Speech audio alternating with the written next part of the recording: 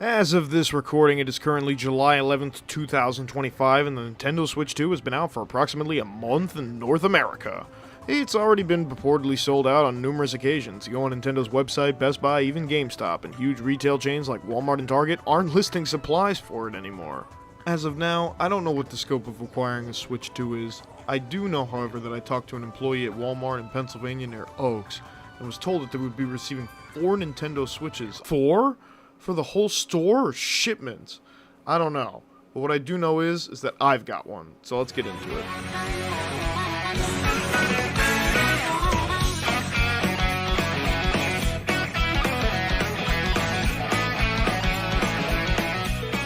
As of now, the first thing you will notice about the system is that Nintendo decided to bring back the non-ergonomic plug that makes consoles like the original Nintendo and Super Nintendo famous. I mean, they did it for the Nintendo 64, GameCube, and Wii. So why do they have to bring back this god-awful plug that hogs up 3 different outlets? Like, come on, dude! The GameCube store also has no games at the moment right now. I mean, you do get such critically acclaimed titles as Wind Waker, which was the big thing that everybody was talking about, F-Zero GX, Mario Strikers, and Soul Calibur 2.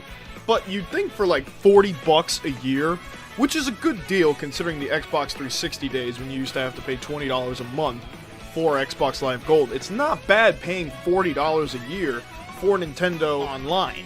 But you think after dropping that $45 to access the GameCube store that you would be getting a little bit more than 4 titles with their European counterparts. I am prepared to talk about the good things about the Switch 2, but I can't help but get these little nitpicks out of the way. The first things that I noticed that kind of irritated me about the console, like not being able to stream YouTube. Yet, as they are working on updating the app to make it accessible on the Switch 2, but you had like 7 years. You couldn't have worked on that during development? You have to work on it after it's been released? Apparently no streaming services are coming to the Nintendo Switch 2, as Nintendo is pretty geared and focused towards making this more of a gaming console rather than an entertainment device. Which is like, I get it. You want to stay competitive in an ever-changing gaming market, but like, come on, bro. Like, you know, you could put like Hulu and shit on there. Like, it's okay. Backwards compatibility is something Nintendo has kept up consistently since the Nintendo Wii. Being able to play your Switch 1 games on the Switch 2 is a huge plus in my opinion. I mean, you can even connect your original Pro controller with the Switch 2.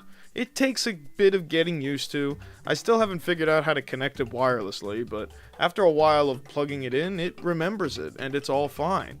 The console charger is also way beefier, and more like a legitimate stand. The tabletop mode is perfect, honestly, achieving its basic goal of being played on the table. And the Joy-Cons pop in and out, which in my opinion is better than sliding them in. I mean, there have been some complaints of stick drift, but to be perfectly honest with you, I used my Pro controller in the beginning, so I cannot comment on that. The mini SD card thing is a drag, though, because instead of being able to use your old Switch's memory card, you have to buy a specific new one called Express, which is almost $100 brand new. However, the biggest W in Nintendo's history is the backwards compatibility of the GameCube controller. Introduced in the Wii U is an adapter that allows you to use GameCube controllers plugged into the console. This still works on the Switch 2, and is a testament to a controller that has been adapted to modern hardware since 2001. Now, the first thing I want to talk about is Tears of the Kingdom. Now, I've seen a lot of people say that there isn't a huge difference in graphics, which is true. But the frames are faster, and the detail is far more explicit. I showed a buddy of mine the game, and he couldn't help but notice how detailed the shading on the grass was. I mean, it was quite fascinating when I saw it for the first time. But Tears of the Kingdom is not the biggest thing to talk about right now, so let's just get over to Mario Kart World. One thing I did forget to mention that I would find very important is that your digital games on the Switch 1 are able to be played on the Switch 2. You download them via a virtual card, but it's seamless and easy. It's not like downloading a Steam game. There's no megabytes per second. The only thing you have to do is make sure that your Switch, whether you're transferring from the 1 or 2, is on, or else you're not going to be able to load the game data. The first thing you cannot miss about this game is the music. It makes you want to dance.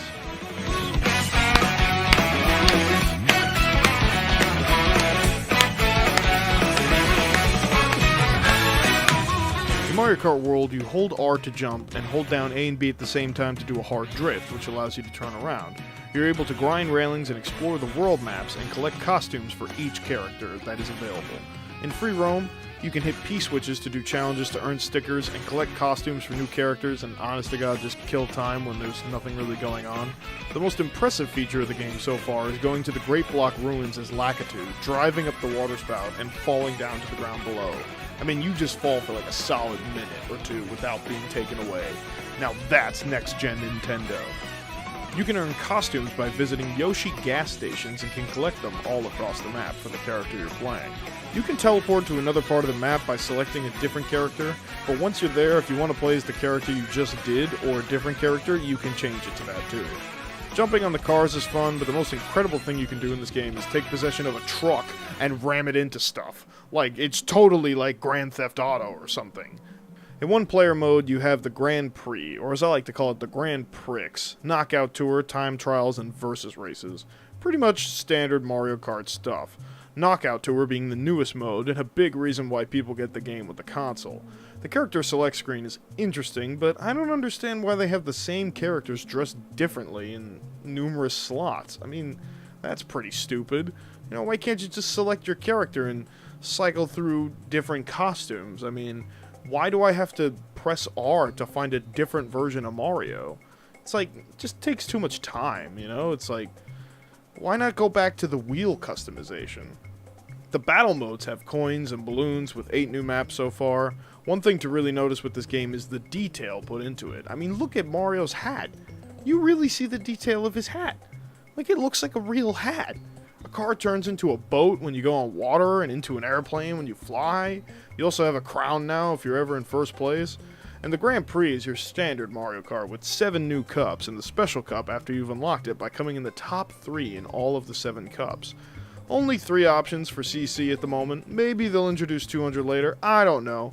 But you now need to collect 20 coins in order to gain max speed as opposed to Mario Kart 8 Deluxe where you need 10. And this is just a quick pet peeve. I know I might be reaching here with this, but it's just something I kind of noticed is when I quit the game mode, it automatically takes me back to the main menu.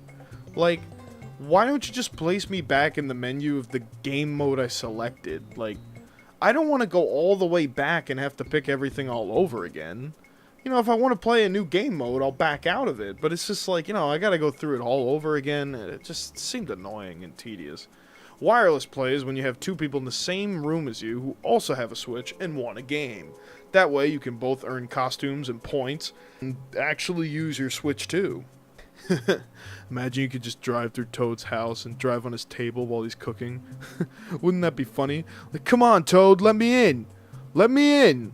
Versus Race and Time Trials allow you to run maps without being part of a lengthy game. More like free-to-play without any worry. Now for the Big Papa. The newest addition to Mario Kart is Knockout Tour. Knockout Tour is a 24 Battle Royale style Mario Kart where the number you place in gets reduced by 4 each map. There are 6 maps, and the race lasts so long as you stay in the necessary group to finish. It starts with top 20, goes down to 16, 12, and so on. The biggest change to the game I like is not holding down L when you get items. They just appear behind you, and when you push L, you get to use them. And then there's this new item where you chuck it, and it helps you unlock characters while also adding new challenges to the map to make it harder to win. And the online is just as hectic. However, Nintendo at the moment won't allow you to play with your friends in a Knockout Tour lobby, fearing people will cheat and team up against other players. Now that's just fucking stupid. Why can't you play with your friends in Knockout Tour when it's basically geared towards individualized gameplay? I mean, what about Splatoon? It's your most popular game mode, and not being able to play it online with other friends in the same game mode is a huge L, bro. I had to use my internet terms for that one. Well, I mean, that's all I really have to say about the game, so I hope you enjoyed this review, and I'll see you in the next one.